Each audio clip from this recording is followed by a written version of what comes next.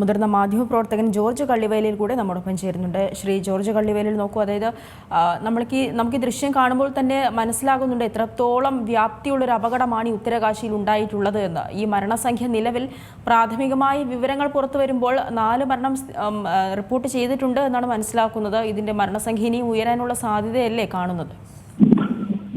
തീർച്ചയായിട്ടും നമ്മള് ചൂരൽമലയിലും മുണ്ടക്കയിലും ഒക്കെ ഉണ്ടായതുപോലെ വയനാട്ടിലെ പ്രകൃതി ദുരന്തം നമ്മൾ കണ്ടതാണ്.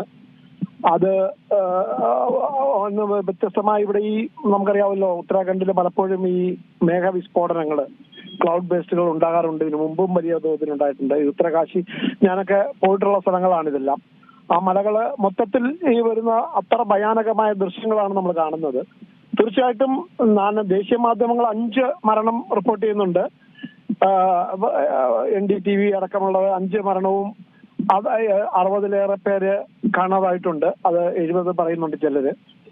അപ്പോ ചില മാധ്യമങ്ങളിൽ, കാരണം ആരെയും കുറ്റം പറയത്തില്ല, കാരണം ഇപ്പോൾ കൃത്യമായൊരു വിവരം കിട്ടുക. കാരണം നമ്മൾ കണ്ടതാണ്, ചില പ്രദേശങ്ങൾ മൊത്തം ഒലിച്ചങ്ങ് പോവുകയാണ് ചെയ്തിരിക്കുന്നത്. അപ്പൊ അവിടെയുള്ള കെട്ടിടങ്ങള്, ഒരു ചെറിയ മുന്നറിയിപ്പും അവർക്കൊരു മഴ ഭീഷണി ഉണ്ടായിരുന്നത് കൊണ്ട് കുറെ പേരൊക്കെ ഒഴിപ്പിക്കാൻ കഴിഞ്ഞിരുന്നു എന്ന് പറയുന്നു. പകലായതുകൊണ്ട് ദൃശ്യങ്ങൾ വരെ കിട്ടിയിട്ടുണ്ട്. അപ്പൊ എന്തായാലും രക്ഷാപ്രവർത്തനം ഇപ്പോൾ കടുത്ത മഴ കുറഞ്ഞിട്ടുണ്ട്.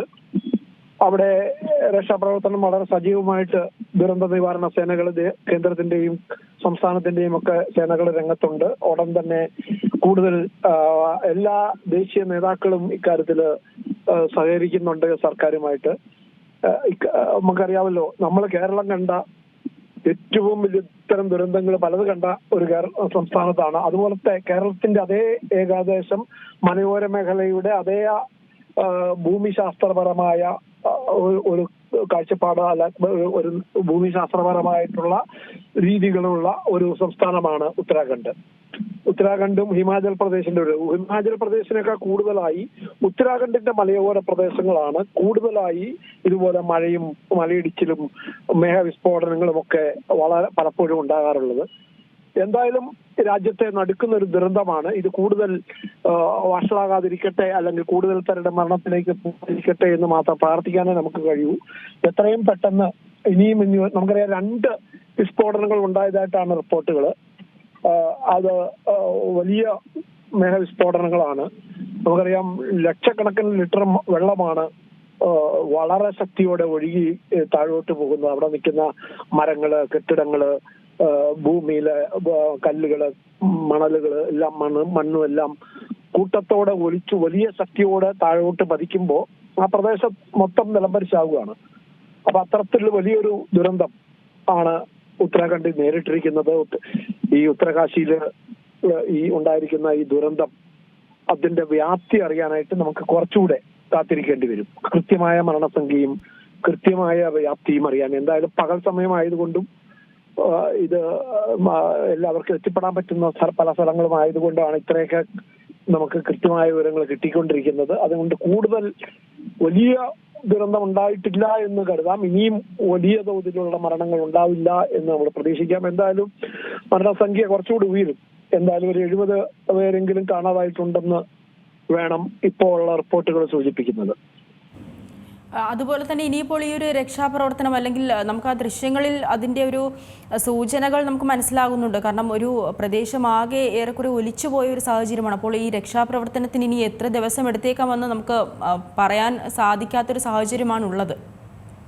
തീർച്ചയായിട്ടും അത് തന്നെയാണല്ലോ നമുക്കിതെല്ലാം നമുക്ക് കേരളത്തിലെ അടുത്ത കാലത്തുണ്ടായ വയനാട് ചൂരൽമല മുണ്ടക്കൈ ദുരന്തം കണ്ടതുകൊണ്ടും അവിടെ ഉണ്ടായ അത് ഇപ്പോഴും നമുക്കറിയാമല്ലോ, അവിടുത്തെ പൂർണ്ണമായി പഴയ നെല്ലിലേക്ക് കൊണ്ടുവരാനോ അവരെ പുനരധിവസിപ്പിക്കാനോ പൂർണ്ണ തോതിലുള്ള ഒരു പുനരധിവാസത്തിനോ നമുക്ക് കഴിഞ്ഞിട്ടില്ല. അത്രയേറെ ഈ ദുരിതാശ്വാസ പ്രവർത്തനങ്ങൾ അന്ന് നേരിട്ട പ്രതിസന്ധികളൊക്കെ തന്നെ നമ്മൾ കണ്ടതാണ്. അതുപോലെ ഇത് ദിവസങ്ങളെടുക്കും പൂർണ്ണമായി ഒരു ദുരിതാശ്വാസ പ്രവർത്തനം വിജയത്തിലെത്തിക്കുന്നതിന് വേണ്ടി. കാരണം മുഴുവൻ ഒത്തിരിയേറെ ഈ ഒഴുകി കാണാതായ പലരുടെയും മൃതദേഹങ്ങള്, അത് പക്ഷിമൃഗാദികളുടേത്, പശുക്കളുടെ ഇതൊക്കെ ഒഴുകി പോകാനിടയുണ്ട്. അത് വളരെ ദൂരെ നിന്നായിരിക്കും, ചിലപ്പം മറ്റു നദികളിൽ നിന്നായിരിക്കും, മണ്ണിനടിയിൽ നിന്നായിരിക്കും. ഇതൊക്കെ കണ്ടെത്താൻ ഇനി ഡോഗ് സ്ക്വാഡ് അടക്കമുള്ളവരുടെ സേവനങ്ങൾ ആവശ്യമുണ്ട്. പട്ടാളവും ഒക്കെ ദുരന്ത സേനകളും ഒക്കെ സജീവമായി ഇതിനായി രംഗത്തുണ്ട്. തീർച്ചയായിട്ടും നമ്മുടെ ഇക്കാര്യത്തിൽ ഒരു മാനുഷിക സമീപനത്തോടുകൂടി എല്ലാ ഗവൺമെന്റുകളും എല്ലാ ഏജൻസികളും ഒത്തൊരുമിച്ച് കൈകോർത്ത്, അതുപോലെ സന്നദ്ധ സംഘടനകളും NGO-കളെല്ലാം വളരെ യോജിച്ച പ്രവർത്തനങ്ങൾ നടത്തുമെന്ന് വേണം കരുതാൻ. ശരി, വളരെയധികം നന്ദി ശ്രീ ജോർജ് കള്ളിവേലിൽ പ്രതികരിച്ചതിന്. ഏറ്റവും പുതിയ വാർത്തകളും വിശേഷങ്ങളും വിരൽ തുമ്പിലറിയാൻ സീ മലയാളം ന്യൂസ് എല്ലാ ഡിജിറ്റൽ പ്ലാറ്റ്ഫോമുകളിലും ലഭ്യം.